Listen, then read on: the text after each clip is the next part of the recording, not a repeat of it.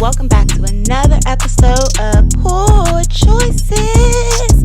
If you're looking for some dope ass wines to try from a regular girl's palate, then you've come to the right place. Please be sure to like and subscribe, comment, hit the notification bell, you know, all that good stuff. And stay tuned. Yes. Tap it for choices.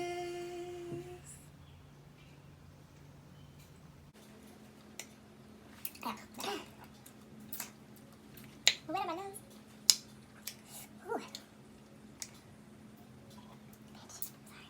Ooh. Ooh, that will put some hair on your breasts. It's hot again. Woo! I feel like I can breathe fire. Okay. Okay.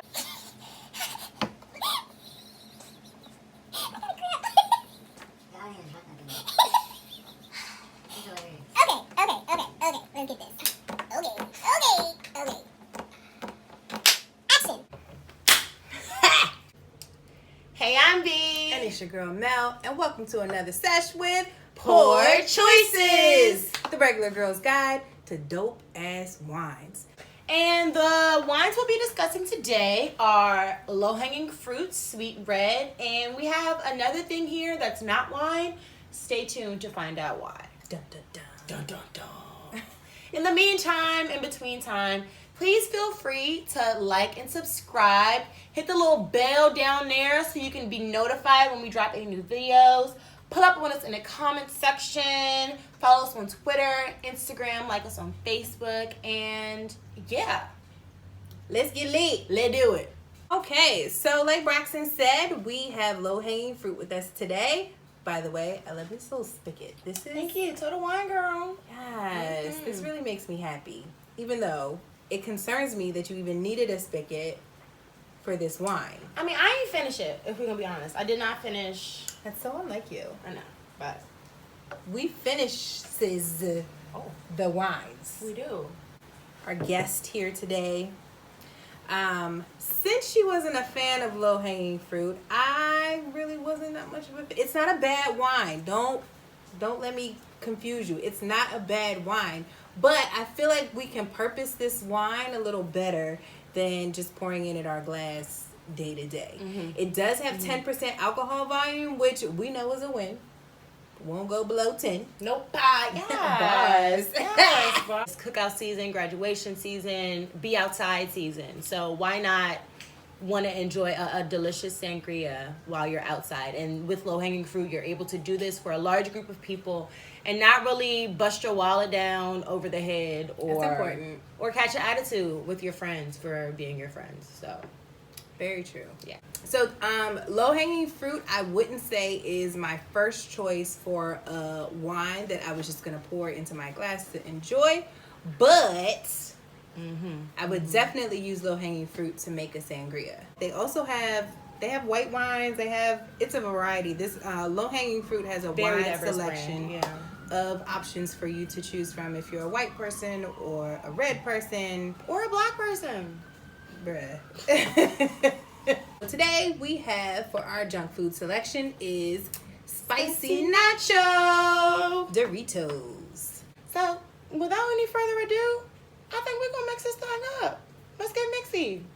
Yes, that's nice. Right? You Let's like get that? mixy. Let's get mixy. So as you can see here, we're just going to pour in our mixed Am I using all of it? Now we're adding our low-hanging fruit wine. And last, but certainly not least, our brandy. Mix it up. This shit, this right here, We did that. this right here. We did that. If we didn't do nothing else today but be our cutest selves, We did that.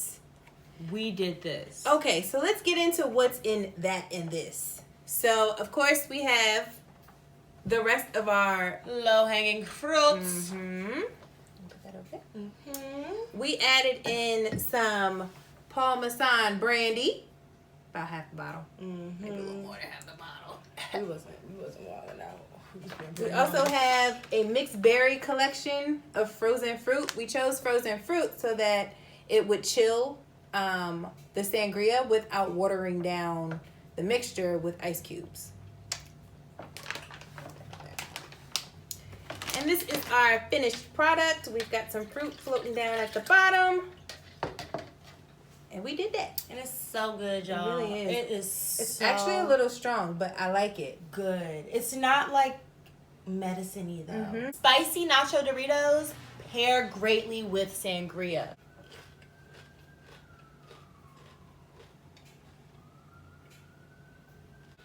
The sangria does not cut the spiciness. You feel me? Your tongue's still dancing with spice. But it definitely cools your tongue down. The spice is not as aggressive now. And I feel like it's because of the sangria. Oh, those are hot. That's why I'm like, oh, they gave me Takis. Yes. These are hot. Oh, wow. I'm gonna start sweating. We should have kept our water closer. I'm gonna stop eating them though. Those are really hot. What do you think of the pairing? I really like it. It gives me like summer vibes.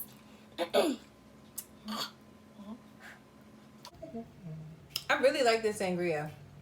We did a great job. Like, I would buy this in the store. This is giving me Carlo Rossi. Wonder what our alcohol volume would be. It wouldn't even have a number. It would just say lit. Right? Caution. You gonna be lit? It's so sweet. You almost forget that we added the brandy in there, which could also get you in trouble. You almost forget the brandy's in there. But you don't. It's like the Paul. I feel like whatever I was not feeling about the low-hanging fruit before, the Paul sort of makes up for it 100%. I'm sold. I would get that. Please do this, guys. This is really fucking good. Ooh, let me slow down. Because when these things hit your tongue, pause. I'd be so late. It's okay, you're right on time. I try. If you could commit one crime and not get in trouble for it, what would it be? I think about this so often. Oh my gosh. In the real world, I think it would have to be some scamming shit, because imagine being able to like crack Bill Gates' bank account and not have any fucking repercussions for that shit. Imagine. Like, you won't get in trouble for it. So you want to be like a hacker? An insane hacker and transfer all them fucking funds over like a scammer. Can you delete my student loans? Girl, that's what I would do. Or like, one. I would convert the like national fucking debt. I would change it from a negative to a positive and deposit it into all the black people's accounts for reparations. Oh, you gonna give us this money? Oh, you said what? Oh, bet. And now y'all really in debt. Do you know what mine was? What? Money laundering. But see, I thought there's a way to do that without being caught. It doesn't matter if I get caught. I'm not gonna get in trouble for it. But I feel like that's a waste of your crime. So some of the answers that I have gotten is they would rob a bank. That's too much risk. It doesn't matter. You're not gonna get in trouble. That's too much It's too much potential to be shot in the interaction. It's too much gray area. Whereas if you're sitting behind your computer and you embezzle some fucking funds, all you gotta do is press enter. So my issue with the bank robbery answer was like, I get all this money now, What am I gonna do with it? but like, what I'm gonna do in a few years. So I had said money laundering so that I have a constant, like it's constant. Well, if you think And about I can it, like resume somewhat of a normal life without people drawing attention. Texas. It's hot. So yeah, you were saying money laundering, right? But my thing with robbing a bank is at some point you can make investments. You can put that money in different places so that, because isn't it like $10,000 and you're flagged by the IRS or some shit? You have to. I don't never had that much money. I don't know. Me either, but I watch a lot of television. And I think it's like $10,000 or some shit before you're flagged by the IRS for like having a suspicious amount of money in a suspicious amount of time. But if you make investments of small increments in various different places, I feel like that's money laundering, and you still can't be caught for that. So you might as well rob the bank. You might as well get the funds forcefully. So you're going to have to launder it anyway. So your final answer is hacking. Yeah. Scamming. Online scamming. I would hack a major account or hack a major... I would do some shit like that off my Penelope shit and just make sure my people straight, make sure I'm straight, make sure black people straight. I think I would be down for anything that's going to put me and my loved ones ahead. Yeah. I want the least amount of effort, like the lowest effort crime. That's what I want to do. So I've been kind of into Ozarks. That's what made you think of money laundering. That's what made me say you have to money launder regardless, because Marty was like, fuck that shit. I am going to find a way, regardless of what way it is, to put this money out in the world. And really, what I never even considered and what this show put me on to, you need to wrap your money if you're going to bury it, because it rots. You know what? It's a lot of helpful tips. If you're going to hide your money in the fucking walls, wrap that shit up. Okay. So, it's kind of morbid. But I'm ready. I'm a morbid bitch. Let's do it. If you could know when or how you were going to die, would you want to know? I don't think so. Why? I don't want to live with that anticipation. Because, like, I'm a ruminating ass bitch. Like, I will fester on some shit and fester. And, Isn't it? And Isn't just, and, like, turn it over and dissect it as many times in my head as I can until I am sort of haunted by that. So if I know that I'm about to die 3 weeks from now, like, I'm literally going to be thinking about 3 weeks from now until it fucking gets here. And then I will have wasted. You can't live because you're so worried about dying. Or if I figure out how I die, I'm going to stop doing everything that causes that death, and then I die by some other random shit. It's just like, you know that show, 1,000 Ways to Die or some shit? Mm-hmm. That show, and it ends or starts with, there's a 1 in 1 chance that you could die when you leave your house today. And it's basically saying, like, if you live with the fucking fear of dying or where you're gonna die, you don't live. Like, most people that have answered that question have said no, they don't want to know. I don't want to know. They don't want to know how, and they don't want to know when. Nope. I'd be really anxious. So a part of me, that shit would sit on my mind constantly. Like, we could be sitting here and I'd be thinking about it. Like, damn, I'm about to die in 2 days. Like, this is fun. We're having a great time, but I'm about to be dead as shit. It's about to all be gone. I'm about to be dead as fuck. No, I'm not doing it. I feel that. I don't want to do that. That's just my thought process. That's me. Like, I fixate on things. I ruminate on things. And I would not be able to unthink that once I knew. Like, I would not be able to unknow. I feel it. Okay, I got a question for you. Okay. If Kiki Palmer told me this one, she's my friend. Mm-hmm. Yeah. Mm-hmm. So, if you had to spend the rest of your life without your knees or your elbows, I saw that. Which one would you pick? I chose no elbows. Why? You would have to drive like this. So? Okay. I feel like I can at least move about day to day. You wouldn't even be able to rest on the table like this. But I could rest like this. That's not comfortable. To who? To you. If this all I got. Yeah, I guess you're right. Get a chip with no elbows. You can't get it to your mouth. But I have nice people like you that would pick the chip up and put it in my mouth. That's a lot of dependence on the world around you. I'm so sorry, friend.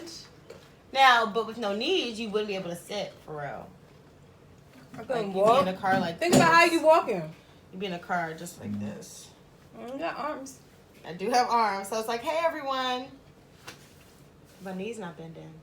Damn. You couldn't drive. I could not drive. Because you can't sit You to get in the car. You can't dance. Damn. That's why I said I would rather have my knees. At least I could, like, you know. That's a little jig. I can still hit it here. Lester said that he would want to keep one of each. So it's not an option. It's not an option, but he's a rebel. So he said that he would give up this One elbow. I mean, and the opposite knee. That would be ideal. It would be ideal. However, you can still dance. Kind of you can still drive. You can still brush your teeth. You can still eat. That's ideal.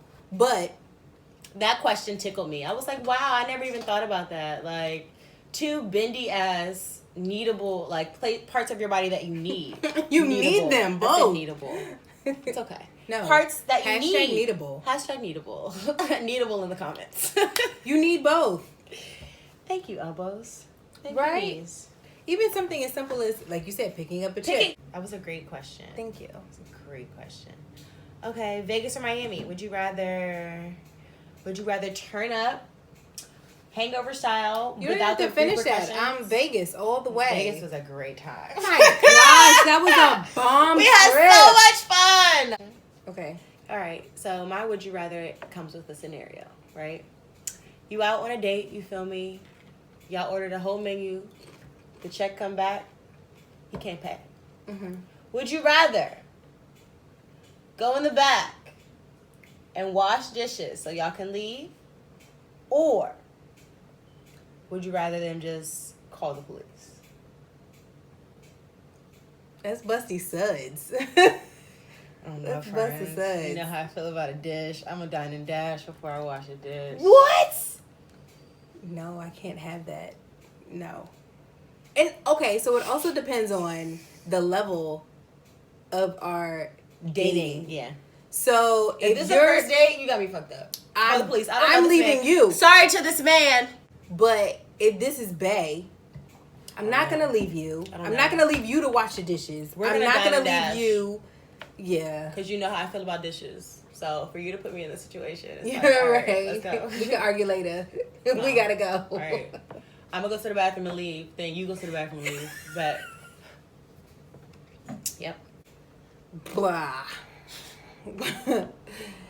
If you had to describe the color blue to someone who couldn't see, how would you do it?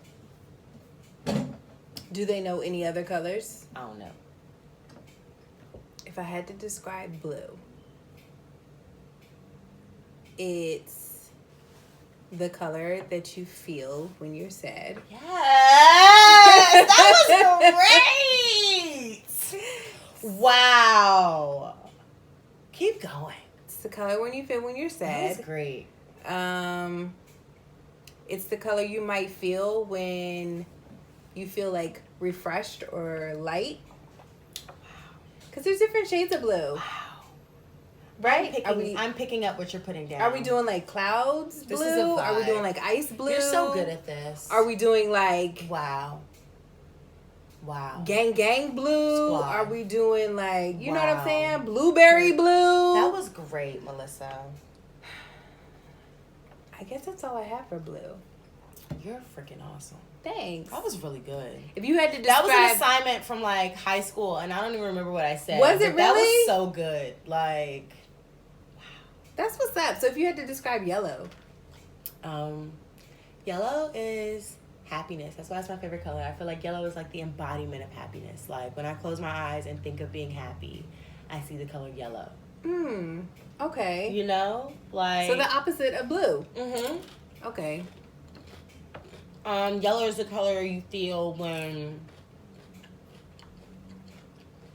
you're feeling lucky. In terms of like money or wealth.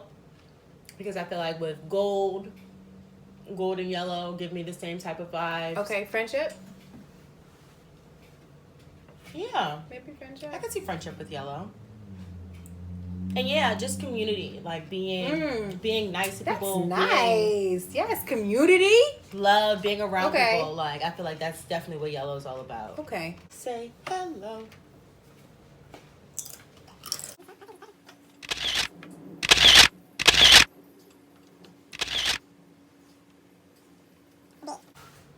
You okay? Had to get that out. You had to get I out. Okay. I thought you were seated.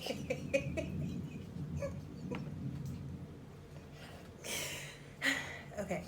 Find your you joy can be wherever you happy. can. You have to find it and seize it and hold on to it. And If it's in wearing a fancy dress to Whole Foods, then do that shit. Be fly, girl. Do it. Be fly. Well, that concludes another sesh with Poor Choices. Once again, the wine today we will link in the description below. I think it's, and that's a wrap. And that wraps up another session with Poor Choices. If you've been drinking along with us, feel free to stop by the comments to tell us what you think about the wine. Don't forget to like and subscribe and tell all your friends, because we can all be friends. Thanks for tuning in. Check you later.